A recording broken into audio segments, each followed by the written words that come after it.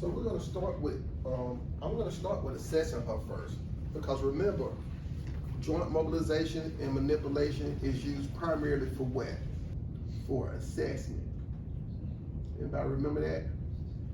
So you perform your accessory motions primarily to assess.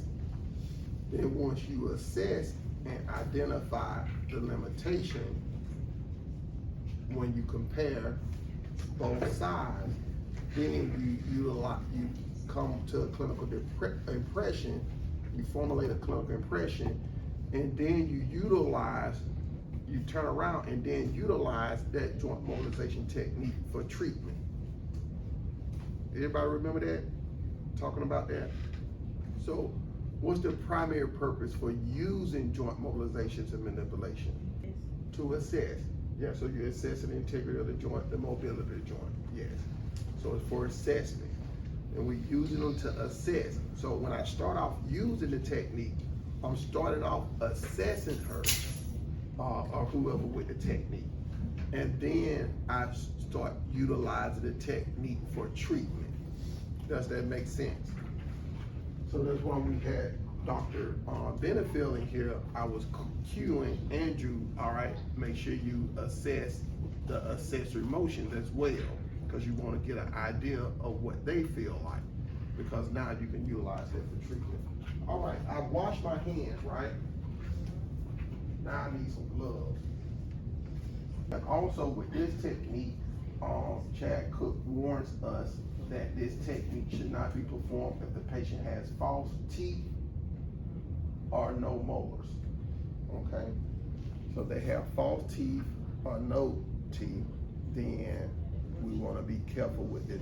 We want to avoid this one, okay?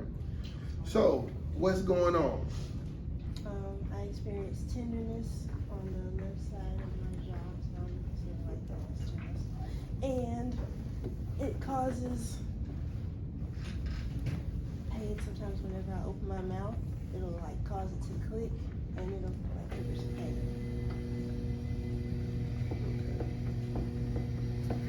So I'm gonna assess each side with the color glide to start, and I'm gonna use her.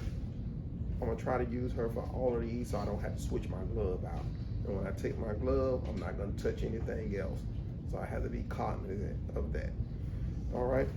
So I'm gonna primarily use my right hand. All right. Now, this is what I gotta do. All right. So slightly open for me. Slightly open your mouth. There we go. So I'm gonna go in and I'm gonna assess her left side first. All right.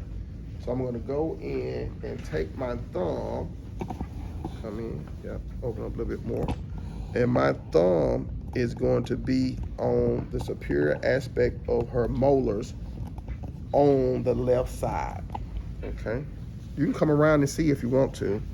All right. And now lift up for me. Chad kind of gets in there secure like so. All right. And then what I'm going to do, my line of force is going to be caudal. Okay.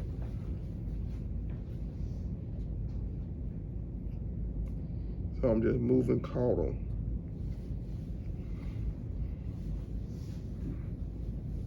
Any pain or discomfort with that? Any pain or discomfort with that?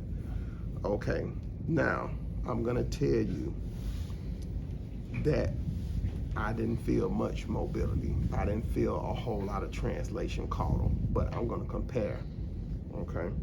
So open up.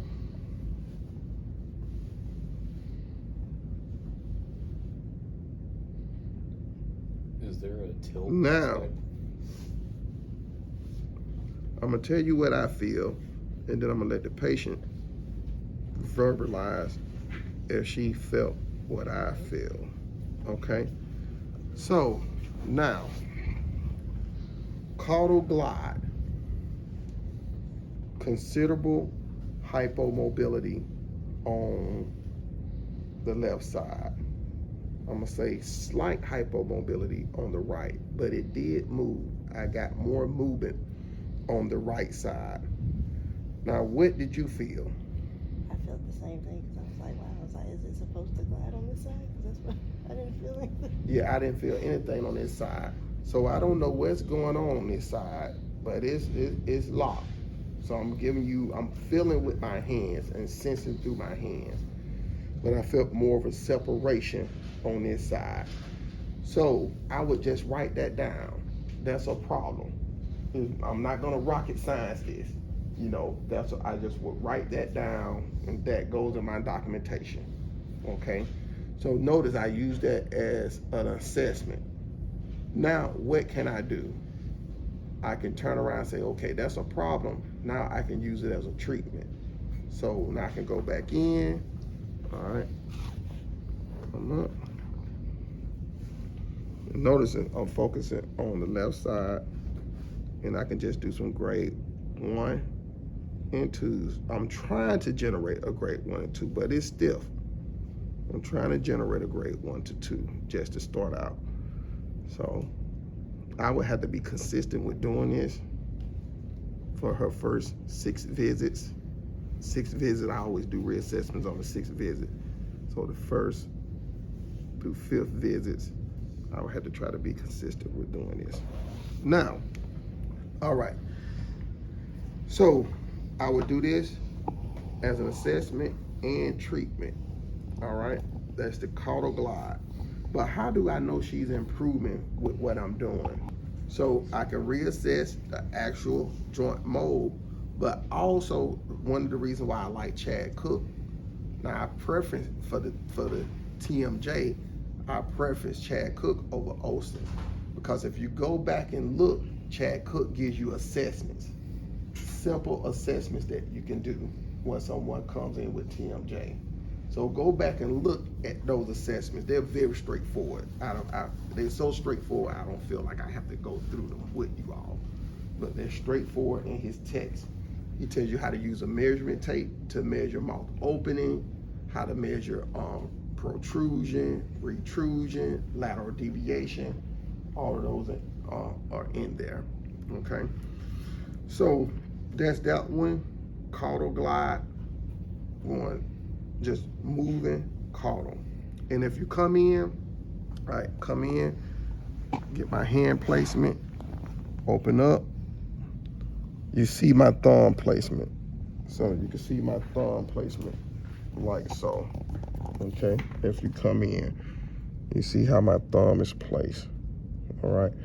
So on that right side, over the superior aspect of those molars, almost going back towards her. You had your wisdom teeth pulled? Mm-hmm. So yeah, almost going back toward where her wisdom teeth were, okay? And implement that caudal glide, all right? Hit the next one for me.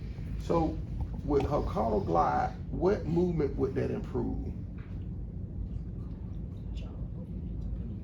Say again? So yeah, mandible depression. So opening the mouth. So mouth opening would improve with the caudal glide. So mandible depression. Okay. So the next one is the anterior glide. So the anterior glide, I tend to implement a caudal glide combined with the anterior glide. What I mean by caudal glide, I'm going to implement some slight distraction, then perform the anterior glide, all right? Because I want to create, in a sense, similar to a loose pack position, all right? And when she slightly opens her mouth, that's going to put the TMJ in a loose pack, slight opening of the mouth, all right? So using the gloved hand, we got that in place. Place the thumb inside the mouth of the patient, hooking the bottom teeth at the incisor and the forefront teeth in the jaw, caudally with the lateral border of the index finger. So, so this is what I'm gonna do. Come in like so. All right, now slightly open for me. Come in, so my thumb is gonna be like so. At the mid of the middle inferior molars, like so. So now I'm gonna implement a slight caudal glide. You feel that? and then I'm gonna mobilize anteriorly. And this is doing both sides simultaneously. All right. She's stiff, you all. Okay, so I'm not getting much of an anterior glide with her. So now if you think about the movement of the anterior glide, so we have the convex mandibular head moving on the concave fossa, right? Fossa. So what is the anterior glide going to improve? Retrusion, yeah, because your glide and slide are going to occur in an opposite direction orthokinematically. All right, so that's the anterior glide. I'm going to show that again.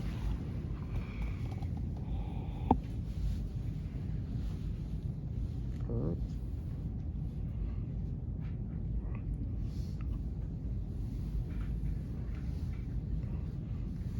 Now, if I feel I'm not getting much, am I gonna add extra, excessive, crazy type of force? No, I'm not. I'm just gonna mold with as much as I can get. And again, she's limited, okay? So I will use my clinical judgment, and my clinical judgment would say that she has considerable hypomobility with the anterior glide, and I'm gonna deem that bilaterally. Okay, all right, so that's the anterior glide. So now, again, the ventrocaudal translation, this one can be done on each side. So what does ventral mean? All right, so moving towards the front, right? All right, and caudal is what? All right, so that's what we're about to do. All right, and we're going to be on the posterior inferior molars of the patient. Now this is a technique that I'm going to do unilaterally. All right. Over. So I'm moving her. She kind of winks with that. I'm moving her caudally and ventral simultaneously. So ventral caudal. So this is my line of force. Caudal and ventral simultaneously. So like so. So going caudal and ventral. Are we still on the molars? Yes. Yes. Mm-hmm. Yep. So I'm gonna go to the other side. What did you feel? It hot. You feel a pop? Mm-hmm. That may be good. Got a release.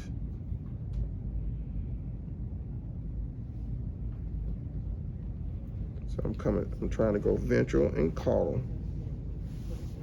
Again, I get slightly more mobility over here.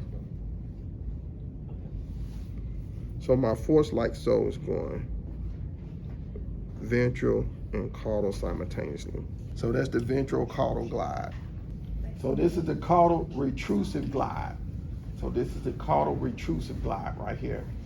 So now I'm moving caudally and retrusive, okay? So the other one was ventral caudal, like so. This one's gonna be caudal, caudal retrusive. So I'm going caudal and retrusive, caudal retrusive. So let's see. And this one, I think, does he do this on both sides? Yeah, he do both sides on this one. So, all right, come right here. Caudal and retrusive. Like so. She's wincing some. I got a little bit more I'm getting a little bit more now since we've been working on her. She's feeling it. So I went caudal and retrusive. Caudal, retrusive. What are you feeling? Just tenderness. Just tenderness. You may be sore in this area, so you have to remind your patient that could be sore for 48 to 72 hours. Don't be alarmed. See? Again, I'm going caudal and retrusive. Oh yeah, she has much more mobility on this. You can feel more on this side. I'm gonna come back over here. Now I'm gonna try to do both simultaneously. This is tougher. What are you feeling? I saw you wincing. I feel like it's still like tighter on this side, but I do feel like it's a little bit more mobile on this side. So I feel it like it's like a shift almost. You see? And so this is with opening of the mouth. All right? The opposite is going to occur with elevation. So elevation deals with closing of the mouth. So we got depression of the mandible with opening of the mouth. And go back and pay attention to this. So our mandible is going to swing and roll posteriorly. Follow the arrows or rotate posteriorly. And then you get an anterior slide or glide. Now, what Chad Cook talks about with the ventrocaudal technique, this right here, this slide and translation, it mimics more of the ventrocaudal technique that he's talking about. Okay? So you're going caudal and ventral with mouth opening to improve mouth opening. Anterior glide as well, but the ventrocaudal technique, according to Cook, would be more specific to mimic mouth opening. Does that make sense? Okay. So going back, reviewing the okay of this is very, very essential. All right, you need to do that. Pay attention to your roll and swing. Roll and swing always occur in the same direction. Roll and swing always occur in the same direction. So pay attention to that. And we know it's convex moving on concave. So your slide and glide is going to be in the opposite direction, right? So for closing of the mouth, we're going to have, closing of the mouth is going to be the opposite of this. You're going to get an anterior swing and roll with closing of the mouth, all right? So that is elevation of the mandible, because I'm closing, so now my mandible is elevating, all right? So now I'm going to get an anterior roll and swing with a posterior slide or glide. Does that make sense? Okay. So now when we do the techniques, we want to know the OK and AK, because that's going to go back and let us know what the techniques are improving. All right. So if I do the ventrocaudal glide, what is that improving? What is that necessary for? So the ventrocaudal glide is going to be necessary for what?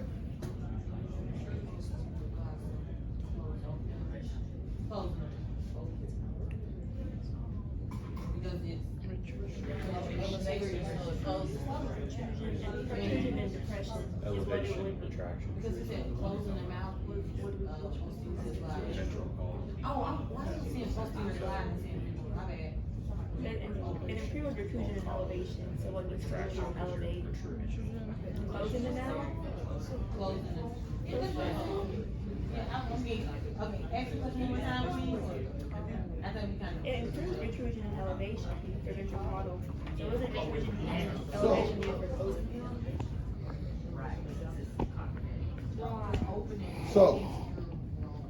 So we got to slide anteriorly, right? All right. So this is the opening. This is opening of the mouth, depression.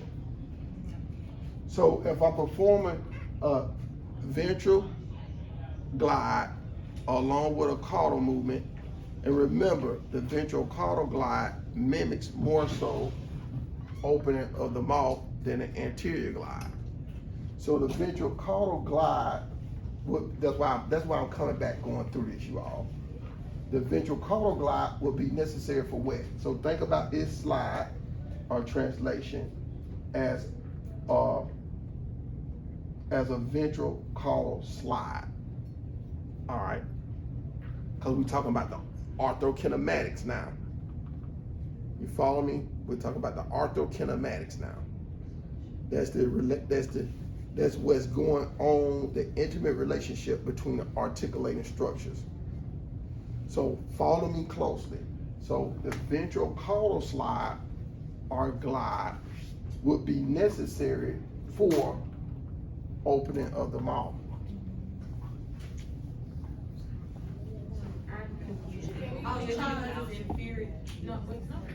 Can you all envision the posterior roll? Okay, put your finger here at your chin, with your mouth closed. Okay, now do not move your finger, but open your mouth. You gotta keep your finger right where it's at. Don't keep it on your chin. Keep it right. Okay, do you see how the mandible moved posterior? All right, so the mandible rolled posterior. Now what's going on at the part of the mandible at the joint? Okay, we got this, right? So you're rolling. If my forearm is the mandible as you open, it's rolling posterior, but what's happening with the glide? Anterior. Okay, kind of ventral caudal, right? Anterior. And then to the contrary, what happens as you close? We get the anterior swing. Okay. Can you envision that? Sometimes you have to beat the joint. So now go back and write down that the ventral caudal glide is necessary for mouth opening, which is depression of the mandible. All right. You can say the same thing. You can go back and write down as well. With the anterior glide, is also necessary for opening of the mouth. Mouth opening, depression. All right. For elevation of the mandible, a posterior glide of the mandibular condyle is necessary for elevation. So for elevation of the mandible, there's going to be an anterior roll. So now I got, like Dr. McClure said, if you put your finger right here on your chin and you open, you get a posterior swing and roll because it's moving posteriorly with an anterior or ventral caudal glide or slide. All right. Now, if you leave it right there and you close, you go from opening to close. When you close, you get an elevation of the mandible, and you're going to get a posterior. You get an anterior movement of the mandible with a posterior glide of the mandibular condyle.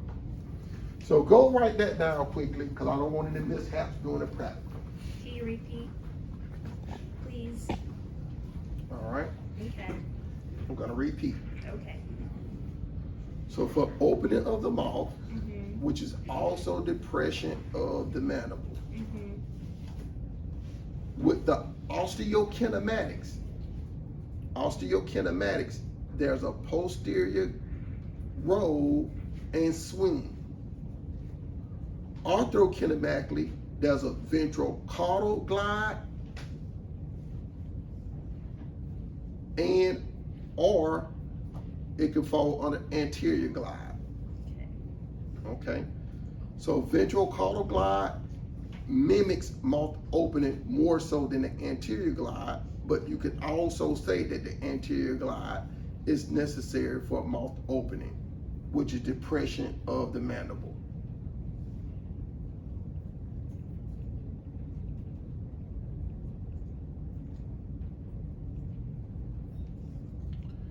Closing of the mouth, which is elevation of the mandible, would be the opposite.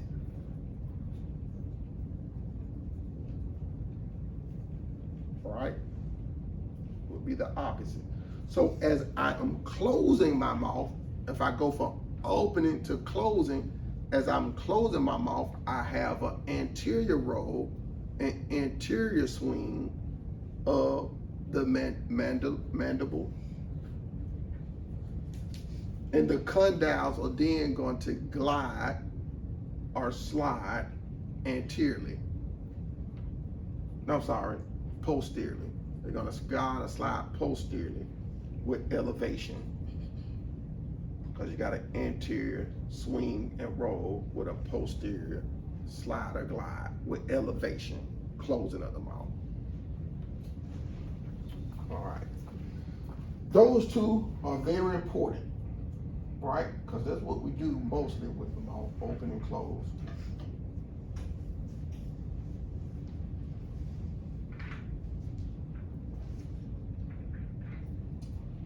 So this is what Dr. McClure was showing you all, okay? So go back and pay attention to this. So this is depression of the mandible. Your visuals, that's why visuals are important for visual learners, all right? You have to visualize this as well. And so your vision helps you to recall the content, the information. So you gotta go look at these visuals.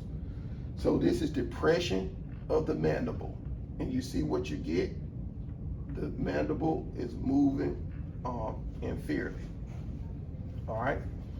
It's moving caudally. And right here, this arrow shows you that you are getting an anterior glide. But more so, according to Chad Cook, a ventrocaudal glide. Because the ventrocaudal glide mimics what you see here more so than an anterior glide. Does that make sense? And then this would be elevation, closing, elevation. The mandible is now moving cephalic. All right. And then this arrow shows you get a posterior glide or slide. Does that make sense? Yes. So go back and look at this. Depression is required for opening the mouth. Elevation is required for closing of the mouth. And then COK and AK for opening the mouth, COK and AK for closing of the mouth. That's on the previous slides. All right. This is from Newman kinesiology textbook. Are y'all required to get that? We were required to have that in PT school. When I was in PT school, we were required to have Newman, the kinesiology textbook by Newman. All right. And now we got protrusion and retrusion. So with protrusion, here's protrusion. The mandibular condyles translate anteriorly and slightly inferiorly. So with protrusion and retrusion, this is how the orthokinematics is explained. All right, with protrusion and retrusion, that's how the orthokinematics is explained. So it's kind of explained differently from opening and closing of the mouth, because you have, in this case, it's saying the mandibular condyles are going to translate anteriorly and slightly inferiorly, and with retrusion, it's according to the text, the mandibular condyles translate posteriorly and slightly superiorly. Okay, so that's the terminology that's used with protrusion and retrusion. So in Newman, he doesn't use glide or slide for the orthokinematics of protrusion and retrusion. So just be cognitive of that. So It's safe to say there's not as much of a roll and swing here. yes. There is in elevation depression, opening, closing, more of a straight translation. There you go. Yeah, yeah. So that's good to add, Dr. McClure. So with this case, it's not a significant roll and swing. So I think he stayed away from using glide or slide, because you don't get a pure roll and swing. So when you do these techniques, so when you do, what was it, caudal, retrusive caudal technique and the protrusion technique, when you do the retrusive and protrusive techniques, they are specifically to the improve necessary for those movements. Okay, I have a question. Yes. So an anterior glide would improve protrusion, question mark. I have in my notes that an anterior glide improves retrusion because it's specs on K, but, So let's go back. okay, Yeah. okay. So it's like, okay, so it's just different here. Okay. So anterior glide would improve protrusion. So I would say, since he stayed away from, since Newman stayed away from using glide or slide for protrusion, I would say anterior translation Okay. instead of glide. Mm-hmm. Because since it says glide, anterior glide, then there's a roll and swing occurring posteriorly with the glide or slide. So I hope what I'm saying makes sense. Yeah. So with the protrusion and retrusion, it's just a translation. Okay.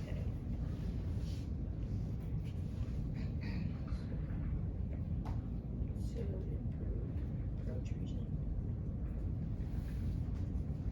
Now in the book, if the technique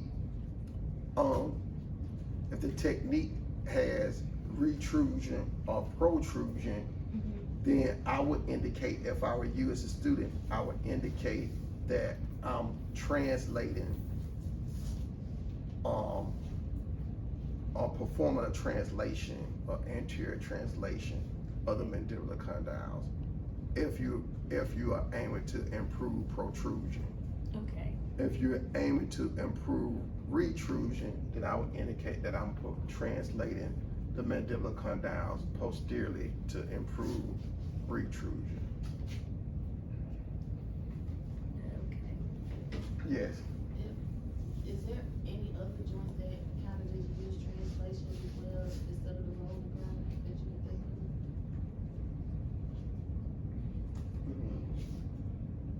That's a good one. I had to do some research on that. Let me do some independent research on that.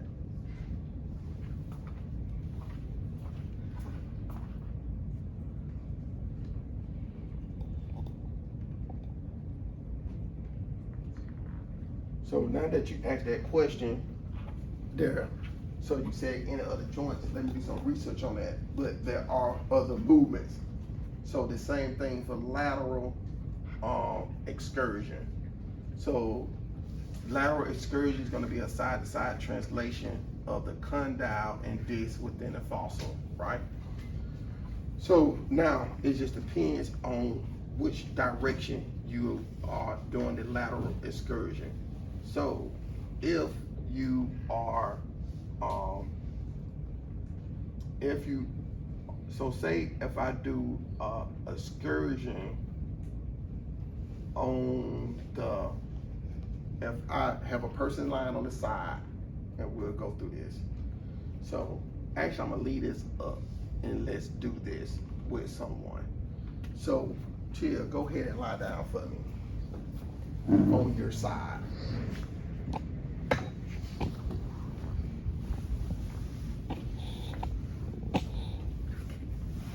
Okay, so just relax. Okay. So I'm gonna localize and find her mandibular condyle. I'm on it right there. This is her fossa. My thumb is bumping into her fossa. You feel that? That's her fossa right there, mandibular fossa. So now I'm on the mandibular condyle. And so she is lying on her left side, right? She's lying on her left side. So if I mobilize and apply an inferior force with her lying on her left side, if I apply an inferior force to her right mandible, which way am I mobilizing the right mandible in orientation to the fossa? Follow me on this. So I'm mobilizing her right mandibular condyle in the medial direction in reference to the mandibular fossa. Does that make sense? So think about the anatomical position. If I'm standing right. All right, to my right would be lateral. To this towards my sternum would be medial. So I'm using my sternum as a reference point. So towards my sternum would be medial. Away from my sternum would be lateral. Does that make sense? So that's what I'm using as my reference point when I do this. All right. So in this sense, I'm using my sternum in the anatomical position as my reference point. Then I will be mobilizing the right condyle of the mandible. I'll be mobilizing it medial. Now, if I'm mobilizing the right medial, simultaneously, which way am I mobilizing the left? Lateral, because it's moving away from the sternum. Does everyone follow that? You got it. All right. So anatomical position, I'm standing in an anatomical position. This is my sternum. This is my right mandibular condyle. I mobilize it towards my sternum medial. And my left is going away from my sternum, so I'm gonna consider that moving lateral.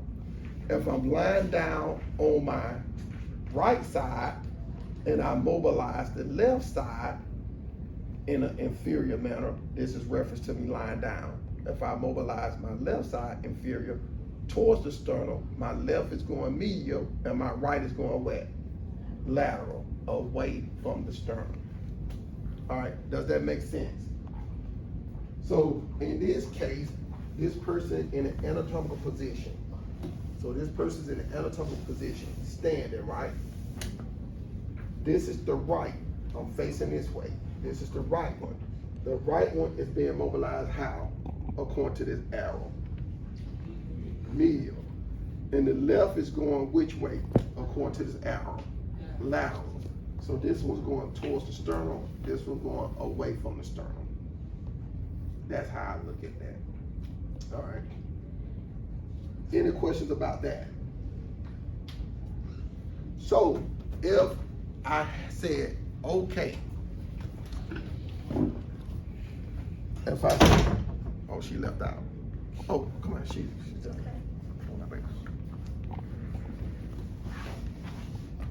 Lie back down on your side. Okay. Impairment.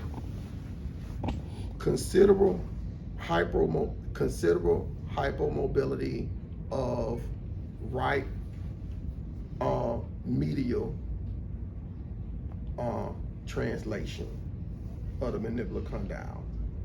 Then this is the technique I would get right here and find the mandibular condyle. This is in Chad Cook. Y'all can practice this.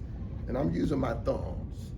Somebody else may use another finger or whatnot, but I'm gonna utilize my thumb and grade what I do and mobilize. And it's easy to find because it's prominent. Or most of us, we can feel our mandibular fossa and drop right down to where we're off of the joint line and feel the mandibular condyle. So if I said she had a considerable hypomobility of medial glide, a medial translation of the right mandibular condyle, then I'm gonna have her lying on her left side and mobilizing it medial. Now, I could also say that the person has considerable hypomobility of the left mandibular condyle with a left lateral translation, right? And so I can still do this technique right here. to improve left lateral translation, right?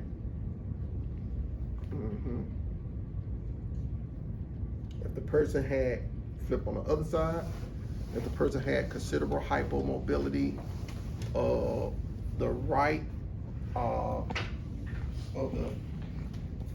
the left, so she's on the left side.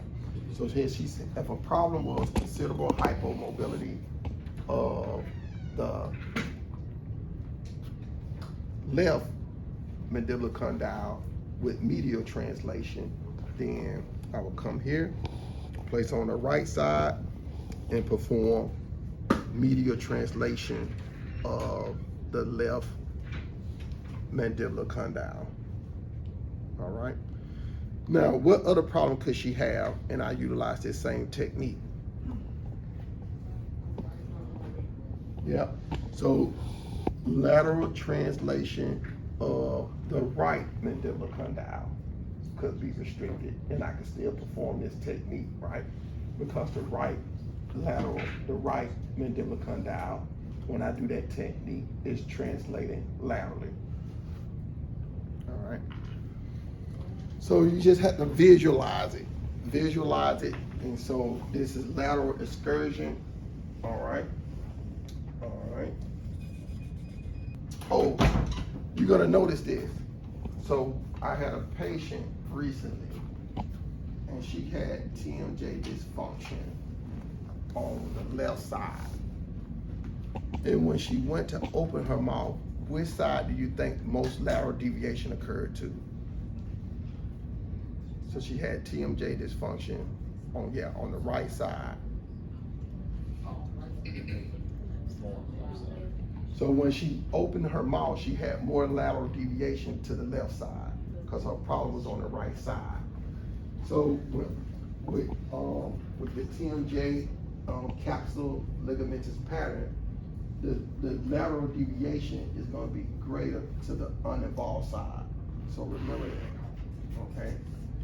So you're going to have a limitation with opening followed by lateral deviation greater to the uninvolved side, then followed by deviation on opening to the involved side. So those are going to be your capsular patterns of restriction. But this is what you will see. Let me lie back down for me, Ted. So it's just a few more y'all can practice. Turn on your side. I typically do this with the patient on the side. You could do it with the patient supine as well, but you have gravity helping you. So if you come around, everybody, you can use your thumb and locate the mandibular fossa, drop down just off of that so that your thumb is not covering the joint line, and you can apply your lateral excursion. All right? So let's take this a step further. So now I want to improve lateral excursion, and I do this technique right here. So I'm mobilizing her on her, she's lying on her left side. So I'm mobilizing the right mandibular condyle. This is what I'm mobilizing. And based on how she's orientated, I'm applying based on how she's orientated, I'm applying an inferior force. I'm just gonna say force.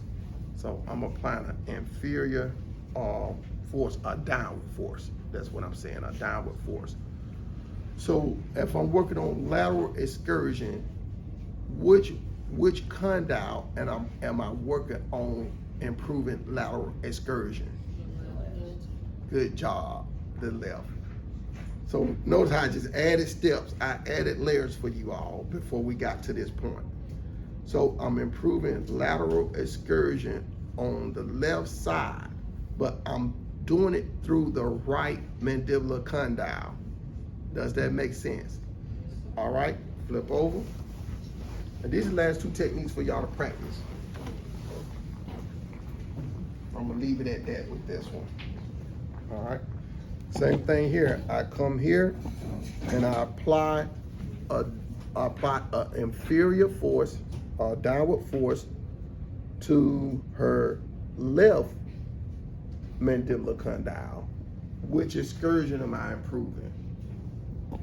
right, on the right mandibular condyle, lateral excursion, on the right.